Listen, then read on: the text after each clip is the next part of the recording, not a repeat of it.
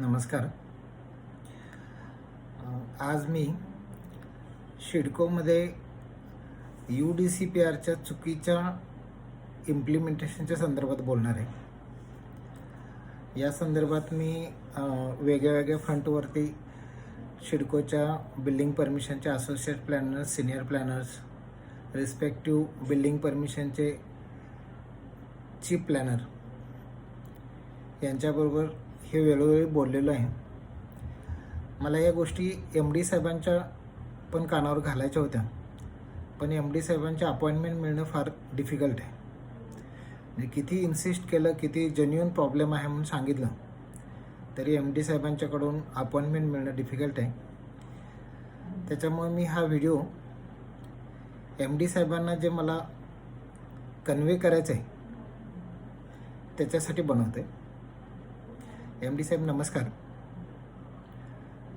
MD साहेब, शिडको ही आपण सगळेजण म्हणतो की 21व्या शतकातली सिटी बनवणारी ऑर्गनायझेशन आहे. महाराष्ट्रामध्ये शहर बनवण्यासाठीचा एक्सपिरियन्स असलेली, त्याचं प्लॅनिंग आणि त्यांचं इम्प्लिमेंटेशन करण्यासाठी सक्षम असलेली शिडको असा सगळ्या महाराष्ट्राचा UD मिनिस्ट्रीचा आणि आमच्या सगळ्यांचं ग्रह आहे. तो खरा आहे की खोटा आहे ह्याचा विचार करायची वेळ आलेली आहे. आता त्याचं कारणही तसंच आहे.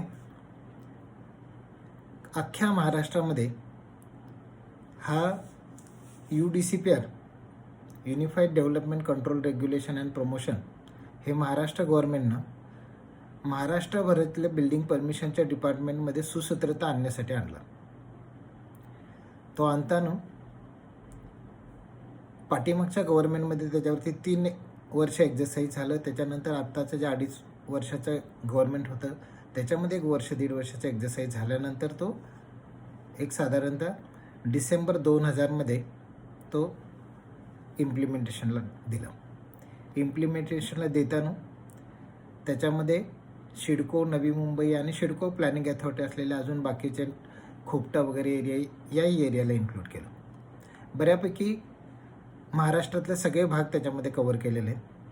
आणि त्याच्यानंतर नवीन UDCPR आहे, नवीन कायदा आणि त्याचे रूल्स आहेत आणि ते सगळ्यांना समजायला पाहिजेत. ह्याच्यासाठी UD मिनिस्ट्रीनं आणि UD सेक्रेटरिएटने भरपूर मेहनत केली. त्यांच्या प्लॅनिंग डिव्हिजननं सगळीकडे सेमिनार्स घेऊन ते UDCPR सगळ्या थरातल्या लोकांना समजावून सांगायचा प्रयत्न केला. त्याच्या पहिल्या फेजमध्ये त्यांनी गव्हर्नमेंट ऑर्गनायझेशनमध्ये प्लॅनिंग अथॉरिटीमध्ये काम करणाऱ्या लोकांना ते सांगितलं. त्याच्यानंतर आर्किटेक्ट लोकांना सांगितलं, त्यानंतर बिल्डरांना सांगितलं, कॉमन माणसांना सांगितलं.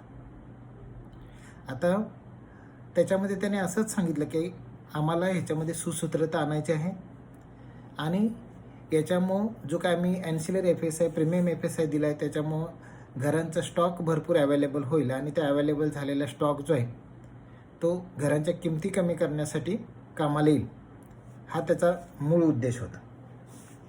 हे अगदी मिनिस्टर साहेबांनी सुद्धा पुन्हा सांगितलं.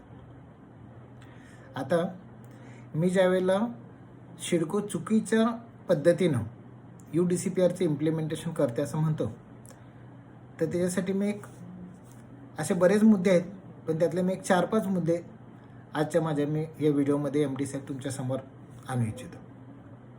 नंबर 1, UDCPRनं असं म्हटलेलं आहे की कमेन्समेंट सर्टिफिकेट कन्सर्न प्लॅनिंग अथॉरिटीने दिल्यानंतर ती बिल्डिंग कंप्लीट होईपर्यंत त्यांना परत प्लॅनिंग अथॉरिटीकडे जायची गरज नाही. प्लिंथ कंप्लिशन झाल्यानंतर कन्सर्न आर्किटेक्टनं ती प्लिंथ कंप्लीट झालेल्याचं व्हेरीफाय करायचं आहे, त्याचं सर्टिफिकेट प्लॅनिंग अथॉरिटीला, रिस्पेक्टिव्ह प्लॅनिंग अथॉरिटीला सबमिट करायचं आहे आणि त्या प्लॅनिंग अथॉरिटीनं ॲज अ इन्स्पेक्शनची अथॉरिटी त्यांनी त्यापैकी 10% जे प्लिंथ कंप्लिशन असतील ते त्यांनी रँडमली चेक करायचे आहे आणि ते चेक केल्यानंतर ते बरोबर असेल तर परत काही करस्पॉन्डन्स पण एक्सपेक्ट केलेलं नाही. जर काही चुकीचं असेल तर ते जरूर करस्पॉन्डन्स करतील, त्यात स्टॉप वर्कची नोटीस देतील, काय करेक्शनची गरज आहे ते करायला सांगतील. पण ते बरोबर असेल तर ते फाईल करतील की ठीक आहे आम्ही 10% ते इन्स्पेक्शन करणं अपेक्षित होतं ते केलं आणि त्या मी फाईल केलं. असं असताना UDCPR डिसेंबर 2020ला चालू झालं आहे. आज ऑगस्ट 2022पर्यंत आपण जी कमेन्समेंट सर्टिफिकेट देतो आहे ती कमेन्समेंट सर्टिफिकेट फक्त प्लिंथपर्यंतची देते, प्लिंथ कंप्लिशन होईपर्यंत.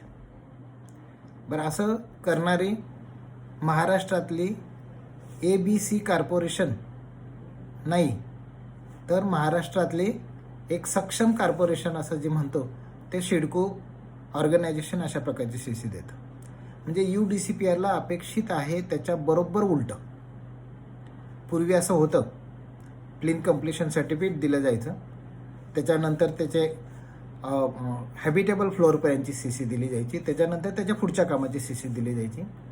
बिल्डिंग परमिशन वेळेला नंबर ऑफ वेळेला जाणं म्हणजे त्याच्यामध्ये इन्व्हॉल्व असलेली मोठी कॉस्ट, लेबरांचा अपव्यय आणि त्याच्या अनुषंगानं जे काही करप्शन आहे या सगळ्या गोष्टीला कर्टेल करायचं असं महाराष्ट्र गव्हर्नमेंटच्या UD डिपार्टमेंटनं ठरवलं. म्हणून त्यांनी हा क्रांतिकारी युनिफाईड DCR कोड आणला आणि त्याच्यामध्ये त्यांनी एकदा CC दिल्यानंतर कंप्लीट बिल्डिंग व्हायला होईपर्यंत प्लॅनिंग अथॉरिटीकडं परत जायची गरज नाही अशी प्रोव्हिजन केली.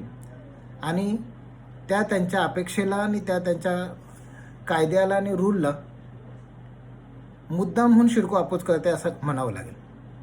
अदरवाईज अख्ख्या महाराष्ट्रामध्ये सगळीकडं काम चालू केल्यानंतर काम कंप्लीट करेपर्यंतची CC असताना सिडकोमध्ये अशी प्लिंथपर्यंतचीच CC देण्याचं लॉजिक काय?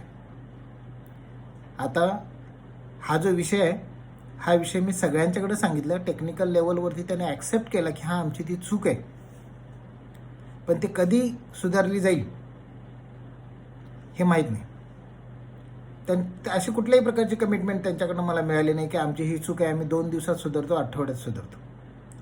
म्हणून मला MD साहेब तुम्हाला भेटायचं होतं आणि सांगायचं होतं की हे जे काही चुकीचं चाललेलं आहे हे इमिजिएट आपण थांबवायला पाहिजे आणि कायद्याला अपेक्षित असलेल्या गोष्टी आपण लोकांना फॅसिलिटेट करायला पाहिजेत. जर ते करत नसेल तर चुकीचा मेसेज जाईल की त्याच्यामध्ये तुमचासुद्धा काही वेस्टेड इंटरेस्ट आहे का. मला खात्री आहे असं काय असायचं कारण नाही, पण अशा प्रकारे कायद्यानं एखादी गोष्ट सुटसुटीत करायची प्रोव्हिजन केलेली असताना सुद्धा आपण ती करत नाही तर ते इंटेन्शनल असू नये एवढंच माझं माफक म्हणणं आहे. अपेक्षा आहे की आठवड्याच्या आतमध्ये तुम्ही ते CCमधली चूक सुधाराल आणि हा जो CCचा जो गोंधळ आहे हा निघून जाईल आणि UDCPRला अपेक्षित असलेली CC ऑल ओव्हर महाराष्ट्रामध्ये ज्याप्रमाणे दिली जाते त्याप्रमाणे सिडकोसुद्धा ती द्यायला लगेचच सुरुवात करेल. दुसरा माझा असा मुद्दा आहे साहेब की स्टॅक पार्किंगसाठी UDCPRमध्ये क्लॉज नंबर 8.1.1 मध्ये अप टू 4.5 मीटरची हाईट त्यांनी सांगितलेलं आहे. ज्यावेळेला 2.5 मीटरची हाईट असेल त्यावेळेला त्यांनी बीम बॉटमपासून कन्सिडर करायला सांगितलेलं आहे आणि बाकीच्या केसमध्ये अप टू 4.5 असं म्हटलेलं आहे. आता 4.5 मीटरपर्यंतची अप टू हाईट स्टॅक पार्किंगची अपेक्षित असताना आपण आपलं बिल्डिंग परमिशन डिपार्टमेंट ते 4.5च पाहिजे असं इन्सिस्ट करतं. आता हे एकदम चुकीचं आहे. कसं मी ते सांगतो तुमच्याही लक्षात येईल लॉजिकली. साहेब ह्याच्या अगोदर आपण 15-20 वर्ष मेकॅनिकल पार्किंगला सिडकोच्या एरियामध्ये सुद्धा परमिशन देतो आणि त्यावेळेला आपण क्लिअर हाईट 3.6 मीटर मागत होतो. त्याचं कारण असं, त्या 3.6 मीटरमध्ये 2 गाड्या एकाच्या वरती एक अशा मेकॅनिकल पार्किंगमध्ये बसतात आणि त्याच्यासाठी तेवढी हाईट सफिशियंट आहे. कंप्लीट इंडियामध्ये स्टॅक पार्किंग 2 गाड्यांच्यासाठी जर करायचं असेल तर या स्टॅक पार्किंगची हाईट ही 3.6 मीटरपर्यंतच सफिशियंट आहे. आपल्याच बाजूला मुंबई म्युन्सिपल कॉर्पोरेशन आहे. मुंबई म्युन्सिपल कॉर्पोरेशनमध्ये पार्किंगची परमिशन देताना ट्रॅफिक डिपार्टमेंटचं सुद्धा से घेतला जातो आणि त्याच्याबरोबर ते मेकॅनिकल पार्किंग सप्लाय करणाऱ्या कंपनीच्याकडून सुद्धा त्याचं ड्रॉइंग घेतलं जातं की तुम्ही किती हाईट तुमची गरजेची. त्या ठिकाणी सुद्धा 3.6 मीटर हाईट सफिशियंट आहे. नवी मुंबईमध्ये सुद्धा ते तशी 3.6 मीटर हाईट असणं अपेक्षित आहे. जी गोष्ट प्रॅक्टिकली बरोबर आहे, सफिशियंट आहे, त्याच्यापेक्षा ऑफिसर लोकांचा अट्टहास आहे म्हणून ती 4.5 असायला पाहिजे असं अट्टहास करणं हे चुकीचं आहे.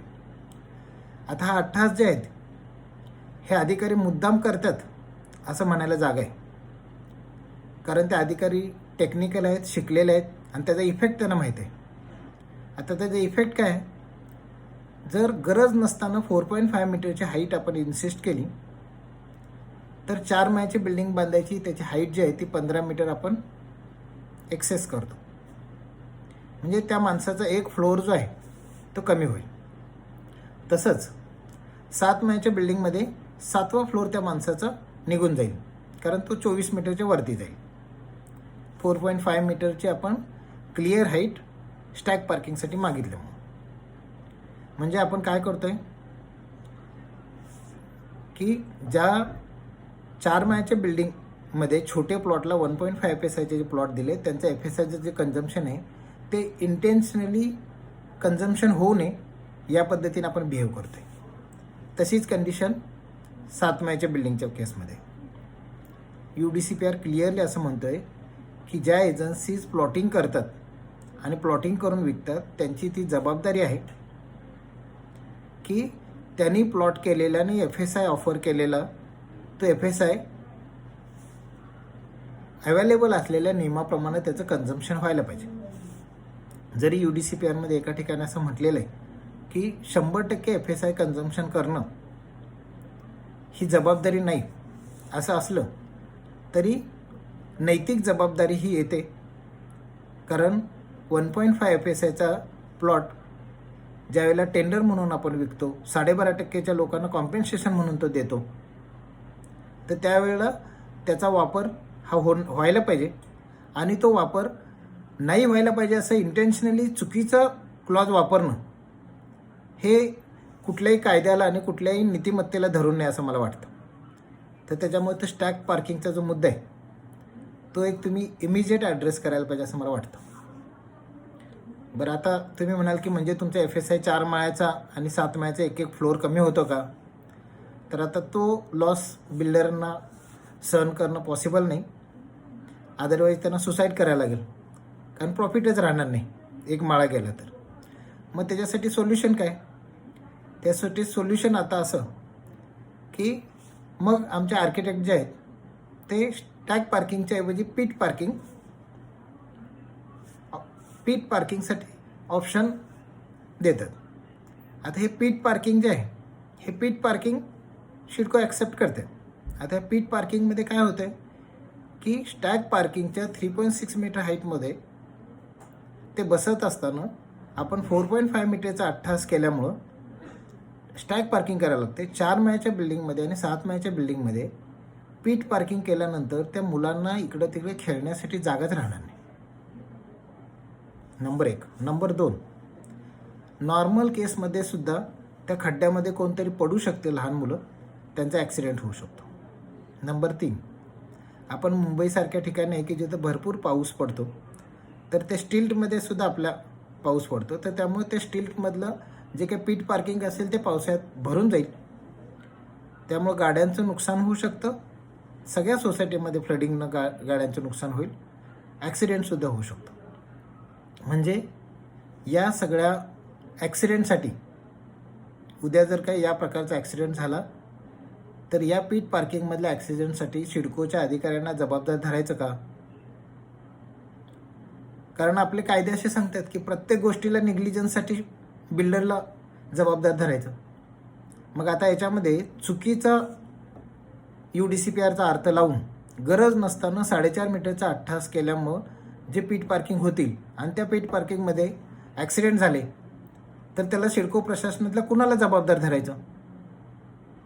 फार सिरियस गोष्ट आहे. प्रत्येक माणसाचा जीव हा आजच्या डेटला व्हॅल्युएबल आहे. त्यातल्या त्यात आपण लोकशाहीमध्ये राहतो. आपल्या सगळ्यांचं कर्तव्य आहे की आपण या प्रकारचं काही ॲक्सिडेंट व्हायची पॉसिबिलिटी आपल्या नजरेस आली तर ते कर्टेल करायसाठी आपण प्रयत्न करायला पाहिजेत. ही गोष्ट माझ्या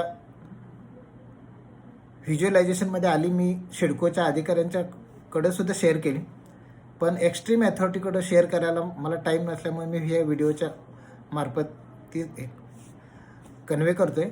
मला आशा आहे की साहेब ह्याच्यामध्ये सुद्धा तुम्ही सिरियस थॉट घेऊन तुम्ही ऑल ओव्हर महाराष्ट्रामध्ये काय चाललं आहे ते बघा.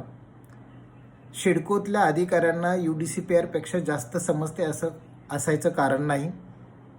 ज्यावेळेला सुरुवातीला सिडकोचा GDCR होता त्यावेळेला तुम्हाला समजते त्या पद्धतीने तुम्ही बनवत होता, पण आता महाराष्ट्र गव्हर्नमेंटला UDCPR हा युनिफॉर्मली वापरला जायला पाहिजे आणि त्याचा एकच अर्थ निघायला पाहिजे हे अपेक्षित आहे. त्यामुळे त्या पद्धतीनं सिडकोनं पण त्याचा अर्थ लावायला पाहिजे असं अपेक्षित आहे. आणि ते मला नाही, ते UDCPRला, कायद्याला आणि महाराष्ट्र गव्हर्नमेंटला आणि इथल्या सगळ्या जनतेला सुद्धा तसं अपेक्षित आहे. दुसरा मुद्दा झाला. तिसरा मुद्दा साहेब, क्लॉज नंबर 6.2.1 मध्ये 30 मीटर आणि 30 मीटरच्या वरच्या रोडसाठी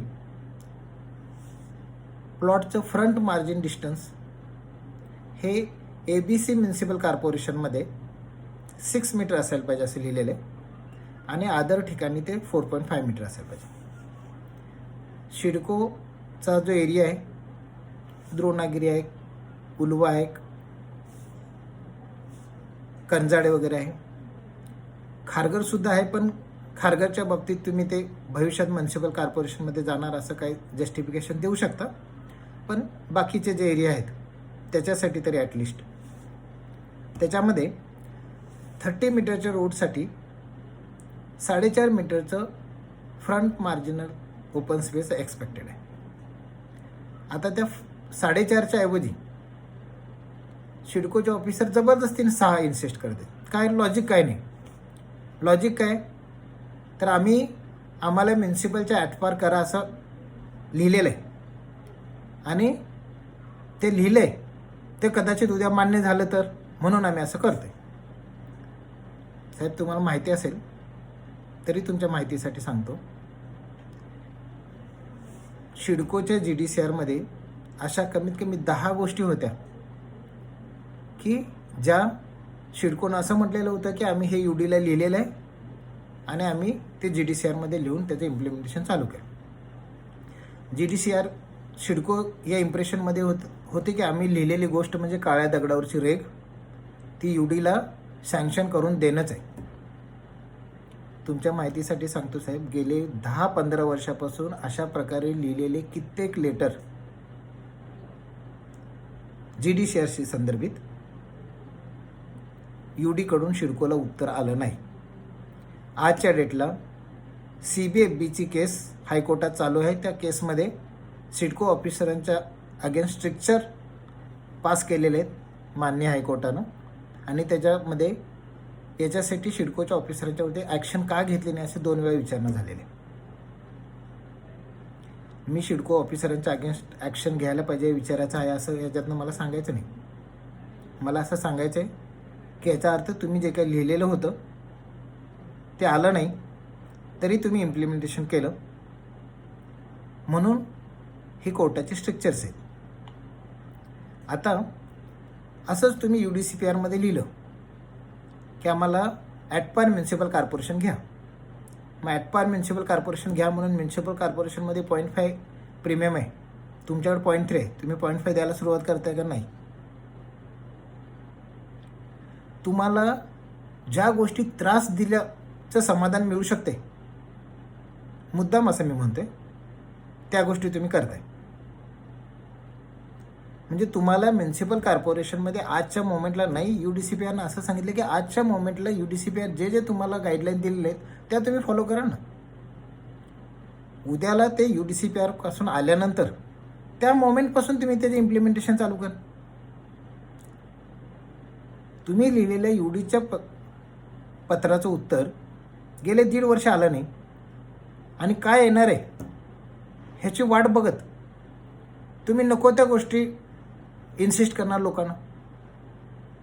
त्याला काय लॉजिक आहे? म्हणजे या प्रकारे लोकांची जाणून बुजून अडवणूक करण्याचा प्रकार आहे. आता या 6 मीटर आणि 4.5 मीटरमधले गंमत सांगतो साहेब. तुमचंच बिल्डिंग परमिशन डिपार्टमेंट जे आहे, तशाच प्रकारे तुमच्या प्लॅनिंगचे अजून एक डिव्हिजन आहे की जी सिटीचं प्लॅन करते, त्या प्लॉटचं प्लॅन करते. याच UDCPRला समोर ठेवून तुमच्या प्लॉटच्या प्लॅनिंग करणाऱ्या डिपार्टमेंटनं 30 मीटरच्या रोडला 450चे, 500चे, 550चे, 600चे अशा प्रकारचे प्लॉट प्लॅन केलेले आहेत. बरोबर आहे? म्हणजे UDCPR आल्यानंतर सुद्धा तुमच्या त्या प्लॅनिंग डिपार्टमेंटनं तो UDCPR बरोबर वाचलेलं आहे आणि त्याच्यात त्याने असं आकलन केलेलं आहे की त्या 30 मीटर रोडला छोटे प्लॉट असायला पाहिजेत, नसायला पाहिजेत, हे कन्स्ट्रेंट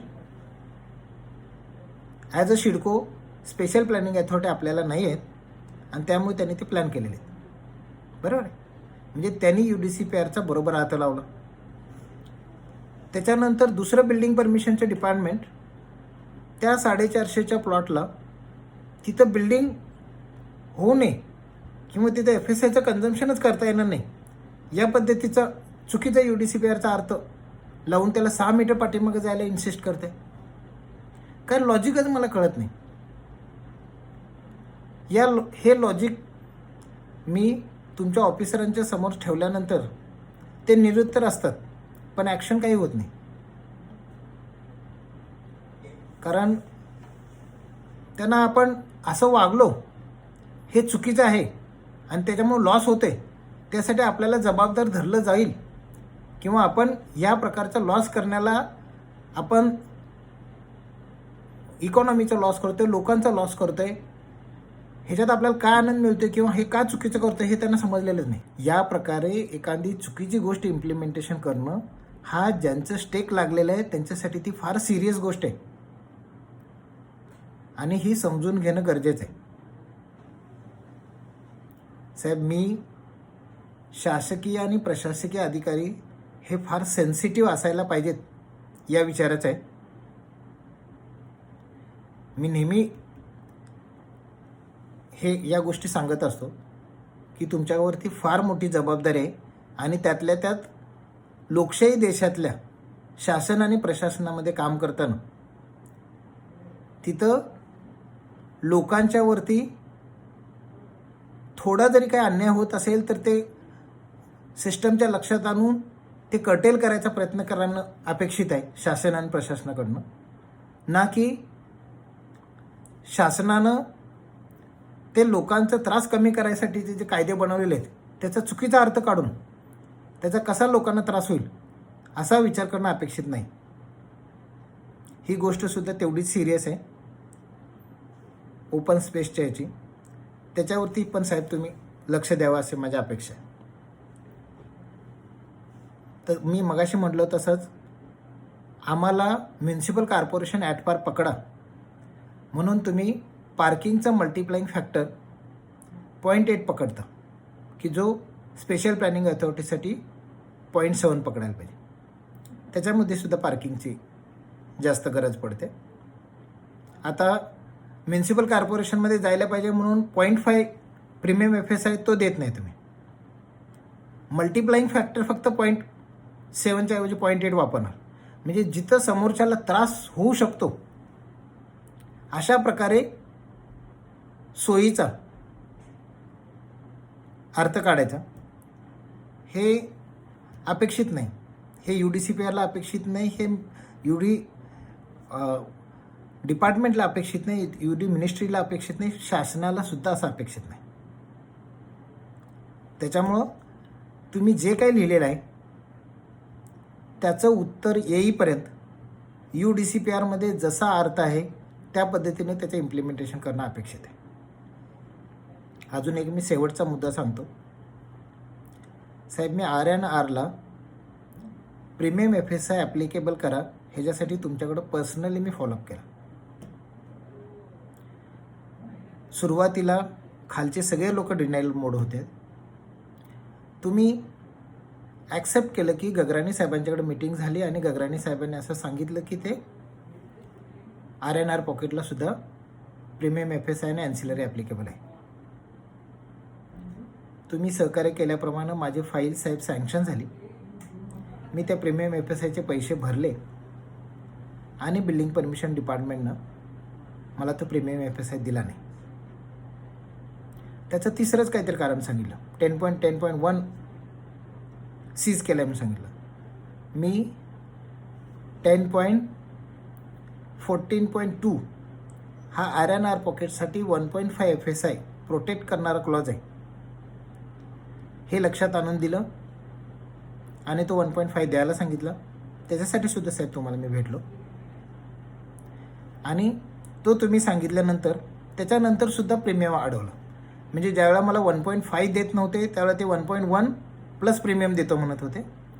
ज्यावेळेला मी 1.5 द्यायलाच पाहिजे त्या क्लॉजची प्रोव्हिजन दाखवली त्यावेळेला मला 1.5 दिलं आणि 0.3 प्रीमियमचे ज्याचे पैसे घेतलेले होते तो डिनाय केला.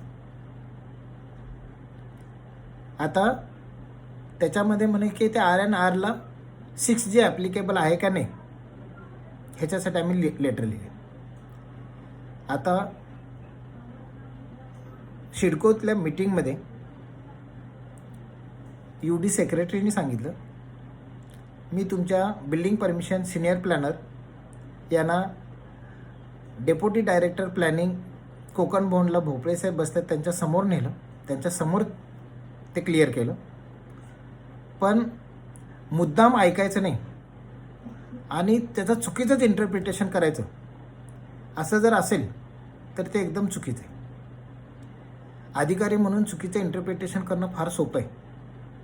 आम्ही रस्त्यावर राहून बिझनेस करतो, आयुष्याची पुंजी लावतो, लोकांच्या कडून व्याजानं पैसे घेऊन लावतो आणि बिझनेसमध्ये आल्यानंतर त्याच्यामध्ये 2 पैसे काहीतरी सुटायला पाहिजे या पद्धतीने प्रयत्न करतो.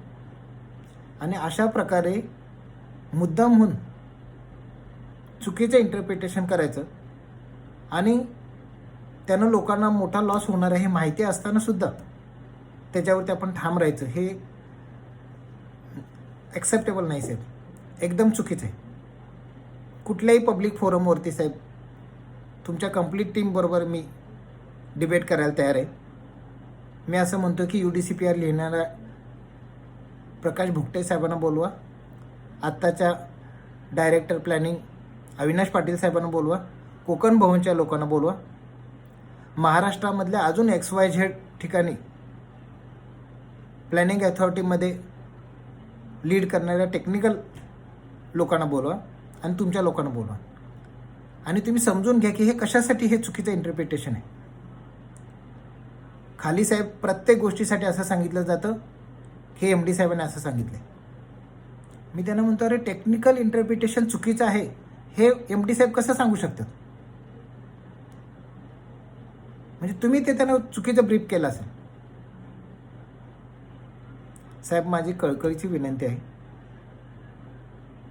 की तुम्ही वेळ काढून माझा व्हिडिओ बघा, जेन्युइन मी प्रॉब्लेम सांगितले ते ॲड्रेस करा.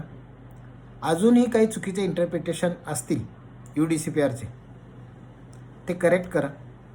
अख्खा महाराष्ट्र UDCPR वापरतोय.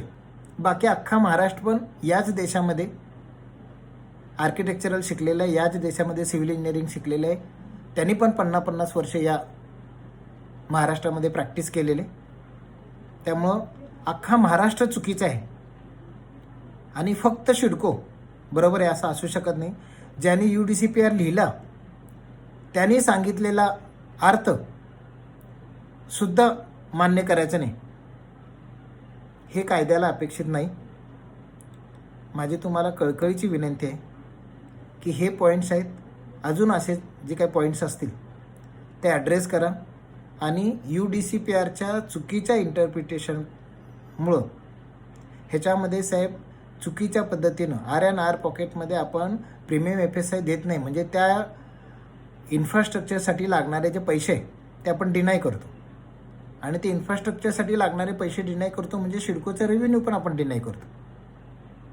त्याचासुद्धा काय सिडकोमध्ये अधिकारी असले तर त्यांना काय अधिकार असायचं कारण नाही. म्हणजे सिडकोचा रेव्हेन्यूसुद्धा बुडेल. सिडकोला भविष्यामध्ये इन्फ्रास्ट्रक्चर बनवण्यासाठी ज्या फंडची गरज आहे त्या फंडला डिनाय करायचं हे अपेक्षित नाही.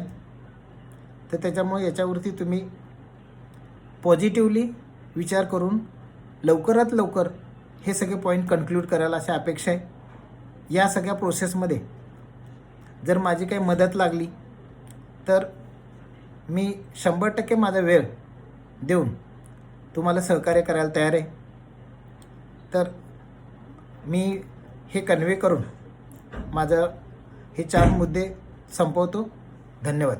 अपेक्षा आहे की साहेब या माझ्या व्हिडिओला पॉझिटिव्हली घेऊन तुम्ही सिडकोच्या एरियातल्या नवी मुंबई व्हिसिनिटीमधल्या बिल्डरांना, इथं घर घेऊ इच्छिणाऱ्या नागरिकांना न्याय द्याल आणि महाराष्ट्र गव्हर्नमेंटला अपेक्षित असलेला UDCPR हा अचूक पद्धतीनं इम्प्लिमेंटेशन करून महाराष्ट्र गव्हर्नमेंटला सुद्धा सहकार्य कराल आणि त्यांच्या या अख्ख्या महाराष्ट्राला एका युनिफाईड DCRनं जोडायचं जे काही त्यांचं टार्गेट आहे, स्वप्न आहे, ते पूर्ण करायला त्यांना मदत कराल अशी अपेक्षा करतो. आणि मी माझं हे छोटंसं संभाषण संपवतो.